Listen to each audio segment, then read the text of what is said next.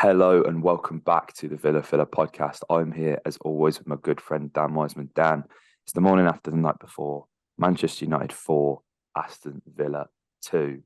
Before we get into all that, mate, how are you doing? I'm good, mate. I'm good. I'm better than I was last night. I've Yeah, I've gone away, calm sat down a on lot. it, slept on it. Yes, notably.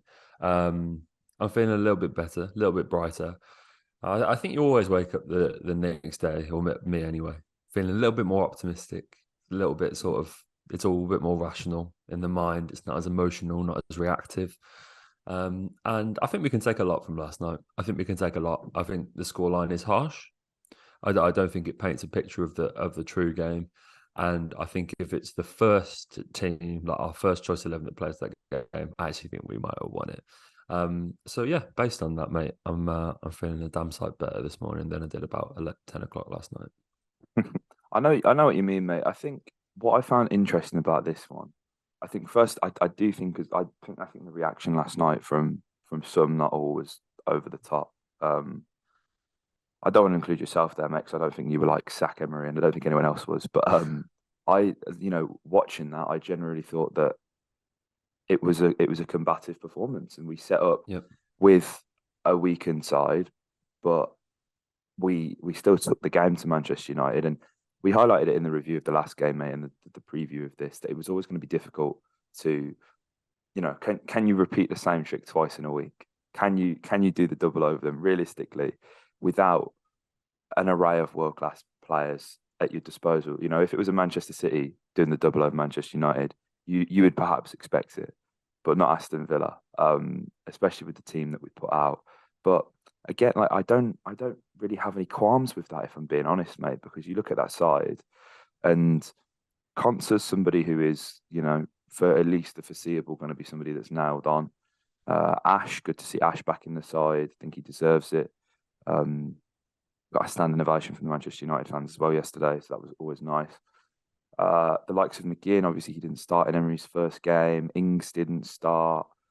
Booba didn't start, but obviously, like, that's more to do with fitness rather than ability.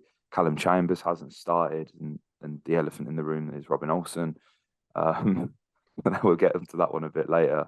But like, I think from that, like, I mean, if you're playing anyone else other than Manchester United, you would expect to get through with that 11. If we're being completely honest, like even against a Chelsea, I think if we'd have played against them, because we saw how they kind of crashed out against Man City, against most of the other sides, regardless of the top sides, I think that side probably puts in a performance that's capable of beating most teams in the third round of the Carabao Cup.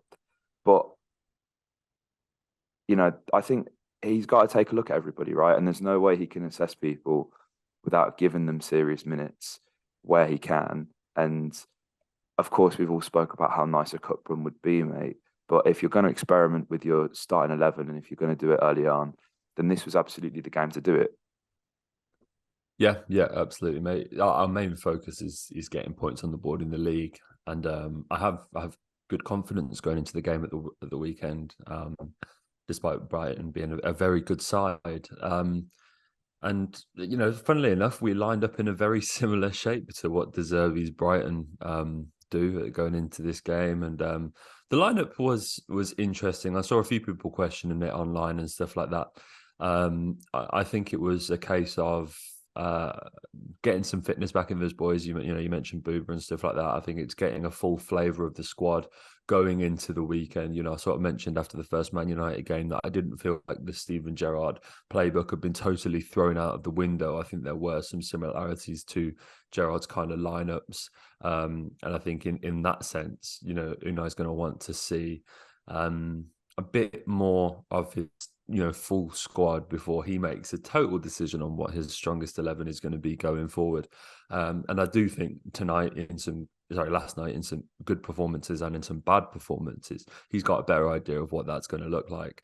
I think we were unfortunate to lose. As I said, I think with our first choice goalkeeper in goal, perhaps if Konza played the full 90 and stuff like that, um, you know, I think we go on and win it potentially. I think the big difference is how we controlled the game, and perhaps that's to do with being the away team. But I think the reason that we won the game, the home in the league, is how well we managed it.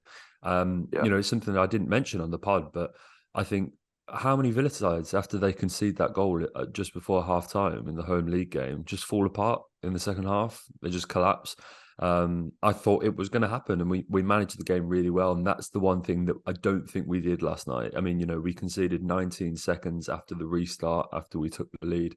And yes, as I said, you can maybe pin that down to being the home and away side and stuff like that. And it's never an easy place to go. But yeah, at the same time, I do think that was the big difference. And I don't think it's necessarily a damning indictment on the players on the pitch that we didn't do that. But I think that's ultimately why we've lost the game. Yeah, for sure, man, for sure. And we don't like to come on this podcast and dig out individuals. And it was only a few weeks ago, mate. You rightfully pointed out last night that we was kind of coming to Robin Olsen's defence, and he's made it very difficult for us to justify that. Obviously, like any abuse on a personal level is just fucking ridiculous. So that can go out of the window. But of course, please criticise players when they perform poorly, because that's what we're about to do with Robin Olsen. Made 4 saves, 1 punch, made 1 error leading to goal, absolutely criminal. 78% pass accuracy with only 2 accurate long balls from 11. And it's criminal. I think it was the 3rd goal, mate. Can't even make a 15-yard pass under pressure. And I was watching, I'm not, I understand why we've done that, because clearly that's how he wants his goalkeepers to play. And it's a kind of, you can't just, Robin Olsen was clearly never this wonderfully gifted, with his feet footballing goalkeeper that has this wonderful range of passing that, we see with a lot of modern goalkeepers. And that's not to say Emmy is either, because Emmy's distribution has been questionable, to say the least, at sometimes as well. However, he doesn't fill that defence with a lot of confidence. And when it's as makeshift as it was, Chambers hasn't played a lot since coming to the club, if we're being honest. Ludwig as well, fresh off an injury, had a stinker, no 2 ways about it. Ash is coming back in as well. Your goalkeeper coming out for crosses, as a keeper yourself, Dan, the goalkeeper gives that back four confidence. And I don't think there's anything that Robin Olsen did last night that could have filled that back four with too much confidence. And I get, like, I don't want to sit here and dig him out as an individual, but as you alluded to in your point before, mate, if Emi Martinez is in goal for that, then it's potentially a completely different game. I think Martinez saves the Rashford goal, if I'm being completely honest. I know it's close and I know it's quick, but we've seen him get down in them situations in manners that we wouldn't even believe. So it's frustrating, but let's not target abuse to him. Like, some of the tweets I've seen have been like, it's like, do better. Like, we can do better. We don't have to like fully dig out these boys. And if anything, highlights where we're at with some of these players in this squad. I don't think Ludwig has much of a future. We have a view to sign him on a permanent, right? I think so. I don't think that. So hopefully that's not activated, because I can't really see him. If we have to play Ash there as a backup to Dean, then I'm more than happy with that, or even ahead of him, because we've seen some really good performances from Ash as of late. But one thing that I was impressed with, mate, because it's not very often, I was watching this with my work colleagues last night, because we went out and we played mini golf. I was watching this in the pub, and they're all Manchester United fans pretty much, and I was applauding at each substitute. I was buzzing that we was being proactive and we was making changes to actually chase the game. And they was like, "Are you all right?" And I'm like, "You don't know what we've had to put up with for the past year." I'm fully sat here, the only Villa fan in a pub in Leeds, clapping fucking substitutions. But they changed the game, mate. They changed the game. Yeah. The second half was phenomenal, man. That is football. That is the beautiful game right there. That second half, it was end to end. It was almost like a basketball match, mate. Leon Bailey comes on. Wow, this guy. There needs to be a dialect about Leon Bailey, mate, because he has been absolutely sublime when we've called upon him this season. There is still a lot to be desired defensively, but man, Leon he's turned it on in the past couple of appearances, and he's come on, and there's the thing with Martinez, which we can probably get to in a little bit as well. There's a little bit of afters from the other day, isn't there? But looking at the numbers, mate, 4 goals, 2 assists, and 15 appearances so far this season, it feels like we're finally seeing the best of Leon Bailey. We've seen there was obviously the goal at Brentford and an assist scored in the league game, and I think they've awarded Leon. Oh no, they haven't. I'm sorry, I'm just looking at the numbers now. They've not awarded Leon that goal because it was an own goal. In It's fairness, Dallows, I think. that's an OG from Dallo, but obviously he scored in the Bolton game in the previous round. So maybe we can call that 5 goals. That might be a little bit cheeky, but he's in the right position, and that's what you want to see. And even though I think he probably was putting that header back in for a runner, I think we can count that as a Leon goal if we're being selfish. But he's coming into form at the right time, man. And Yeah. we said Unai is going to be the guy who can get that absolute best out of him. He's gonna, I've seen a few links to Chukwueze, which is gonna happen, and we've even spoke about that ourselves on here, mate. But I do think that Leon will be the Samuel Chukwueze of this Aston Villa side, if we're being completely honest. If you're looking at what he's trying to mirror from Villarreal. Yeah, yeah. We're actually at a point now where I think we're significantly worse without Leon inside. You mentioned the second half was excellent, mate. And my overriding thought coming away from the last night was that I would sooner rather lose 3-2, 4-2 than 1-0, 2-0, as we would have done under Gerrard. And every single day of the week, we were entertained. It was good, but the first half was not. And it's because we don't have, you realise just if Leon's not on the pitch, there's no pace. Absolutely. There's no pace. There's no 1v1 ability. And when you're trying to counter-attack in a game like that, we were lined up in like a 6-2-2 at like points. It was crazy. Like Jacob was defending right up against Ashley, and it was the same with McGinn on the other side. And it was like a really, really interesting formation. And when we just tried to spring counterattacks, there was just nothing. And you're reliant then on combinations to unlock back lines. And when you're so early into the new era of a manager and you haven't had a chance to create those triangles and to create those passage of plays, which opens up a space. And I was listening to the commentary last night and they were like, Villa really needs to use the pace of Ollie Watkins. And I was like, I don't know if there's a deception in the Premier League that Ollie Watkins is, he's no slouch, but I wouldn't say, when I think of Ollie Watkins, I don't think rapid. Do you know what I mean? Like Yeah, he's absolutely. okay. I wouldn't say he's like really quick. So without Leon, I think you can now make the argument that we're significantly worse. And yeah, that was my only sort of, and perhaps it's something that only came to light once the game had started. But that was my, like, in hindsight, my only qualm maybe with the starting lineup is that obviously we set up to go and be hard to beat defensively and to hit United on the counter attack, and I think we went into half time realizing that wasn't viable. It felt like it was just a matter of time. And yeah, Leon is now, I think, key to this Villa side and how it goes forward. So that's a huge testament to him, because that's a crazy thing to say given where he was just a few months ago. But yeah, on Olsen, I have absolutely no doubt that he's a better goalkeeper than he showed last night. His track record shows it. His record on the international stage shows it. But yeah, he was really poor. And there was just moments in the game where it sort of rang a few alarm bells. There's this moment in the first half, and I think it might be Garnacho. I can't remember who it is. They sort of played a cross-field ball that ran across our penalty area, and Bruno was chasing after it. Do you remember this? And like, Yeah. Olsen ran after it as well, and he ended up sort of slide tackling Bruno, putting it out for a throw.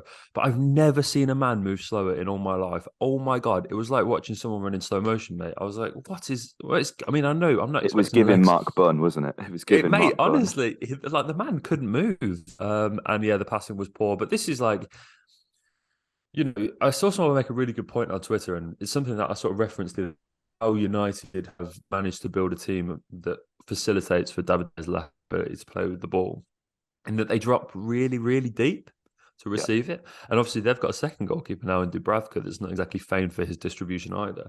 And they came really deep to collect the ball, so he was never having to pay more than 10-yard passes. And this is one of the problems with last night, is we were playing a super high line.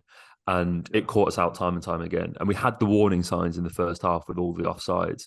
And it's the Martial goal that finally catches us out. It's the ball goes over the top. Bruno's onto it, slides it across for Martial.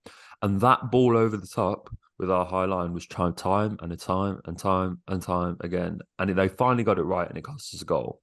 And when we were playing such a high line, and you make Olsen responsible for connecting that from the goal line to that defensive line, which is trying to push up the pitch constantly, it's going to create problems. And I'm not trying to take the blame away from Olsen, because he was really poor yesterday, but this is what secondary goalkeepers like. I think you have to like cater for them slightly. And yeah, some of it has definitely been over the top. I'm sure he's definitely a better goalkeeper than he showed yesterday. I'm not going to go as far to say as he cost us the result. I think that's harsh. But with Martinez in it, I do think we come away with a result there, and at least sort of get to penalties. It just makes me laugh, mate, how like suddenly all the Villa fans are like questioning the whole point. Like, why do you rotate goalkeepers for a cup game? Mm-hmm. And it's teams have done that for all time. Like, it's just the done thing. Like the team that we played against did it too. I don't think you can. I saw Matt Law, who's a very reliable journalist, and he was excellent yesterday and sort of updating people with the England squad announcements. But he was sort of questioning the whole first choice, second choice goalkeeper thing. And I was just like I don't know. We were literally sat on the pod when Cuts left, saying how amazing it was and how comfortable we felt when Jed came in and stuff like that. So we've seen second choice keepers step up in these moments, but unfortunately Olsen didn't yesterday. But no, my thought was, mate, there was plenty of positives, and Bailey's now. I think Bailey's the shining light in this Villa team. I think he's at the moment the best player that we have. Absolutely, and got to give a shout out to Ollie for the goal as well, because for once he sat a goalkeeper down and he's not just fucking toe poked it at the keeper. Like, there's some serious technique there. It's a wonderful thing. Kept his composure. Didn't have too many chances in that game, and when we needed him, he stepped up there. So massive shout out to Ollie there. I think that's a goal that he needed. I think that's a goal that we all needed. And I was made up for him. If I'm being completely honest, that was something that hopefully we see more of, because we're seeing reports Unai wants a number one. A number one, so that's a goalkeeper. He wants like a star striker. That was the reports coming out this morning from some of the outlets. So but I think, ultimately it's all a learning curve, and we wanted to win the FA Cup anyway. Unai's Carabao Clarets, it had a ring to it, but ultimately the FA Cup's the one that matters. So we'll see how the third round of the FA Cup goes when we come to that in like probably March or whenever the bloody hell it's happening now with the World Cup. But yeah, I'm happy, mate. I'm happy. I wasn't too low after this one last night, if I'm being completely honest. It's a tough ask to beat Manchester United in the first place. So for us to do it twice in a week, we would have been getting somewhat greedy, wouldn't we? And that's Unai's first ever loss to Aston Villa, to Manchester United. Sorry, Unai Emery's first ever loss to Manchester United in his managerial career. I think he'll take that on the chin. Leon as well. Leon Bailey has Manchester United fans on absolute strings. First of all, mate, and we didn't talk about it on the last podcast, there was elbows from Martinez, and we've seen the tweet from Leon saying that he couldn't even breathe, and the lino and the ref weren't giving anything. And then he's come on and he's had a bit of afters with him, and he's given him a kick, and Martinez doesn't lash out, and that's quite telling, really. He doesn't even try and get him sent off. He knows exactly why he's done and what he's done it for. I just found it really interesting how like Bruno, there's the dive from Bruno. There's obviously the elbows in the last game, like even on Ronaldo, on Mings as well. They're so fucking shameless. And the moment somebody acts out on them and gives it back just as good as they get it, they are up in arms, man. It's crazy. It's absolutely crazy. But I think the thing is, mate, other than the fact that we're just like, I won't speak on your behalf, but for me, other than the fact that obviously I'm not a gifted footballer, I feel like I'm very much of like the early 2000s like mentality of like just hurt people if you can't beat them. So like I wholeheartedly, on a personal level, not on a professional level, endorse what Leon Bailey did to Lisandro Martinez, because if he'd made sure that I couldn't breathe in the previous game, then I'd have gone for the fucking throat. That's what I'd have done, mate. So on a personal level, Leon, absolutely. Shout out to you. There you You've rattled Manchester United fans, and again, you've won the hearts of Villa fans, and you keep continuing to do so. Finally, mate, before we wrap up as well, I don't know if you saw, but there was a special guest at Old Trafford. Do you know? Did you see who was go. I there? did. I You did. saw. I did. I show Speed flew all the way out to Manchester from America to So see his Pete idol, Cristiano Ronaldo, and he didn't even play. didn't play. He He didn't was play. ill. Oh man, Oh, ill, mate. ill. He's always Mate, ill for the Carabao Cup. I feel so sorry mate, for Speed. yeah, that was tough, man. But yeah, it's it was a shame, man. He was not far from my house actually. He was I don't live too far from Market Street, and he did a bunch of stuff before the game out on Market Street. I saw. Did you see AVFC Stato, who's sort of become a bit of an impromptu friend of the podcast? It's where we get a lot of our Villa stats. He was like walking around Old Trafford before the game, and he was like, "I've just seen this crowd. Like, what's going on here?"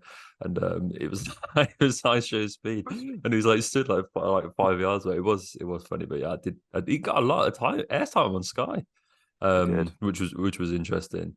But yeah, did feel for the little guy. But yeah, I mean, just to quickly give my thoughts on Leon before we take a look ahead. Yeah, I think in my honest, and I think the fair thing is, I think they both weren't sent off. That's fair, but I think Martinez should have been sent off at the weekend, and I think Leon was lucky to stay on the pitch.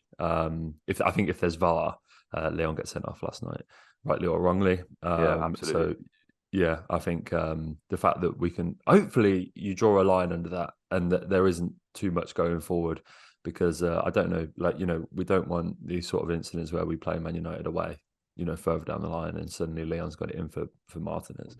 Because the last thing we need is a 3-game ban for this player, which we'll be talking about is so crucial. So yes, hopefully we can draw a line under that one. Absolutely. But guys, let us know your thoughts in the comment section down below on this one. We'll have a Brighton preview coming at you tomorrow.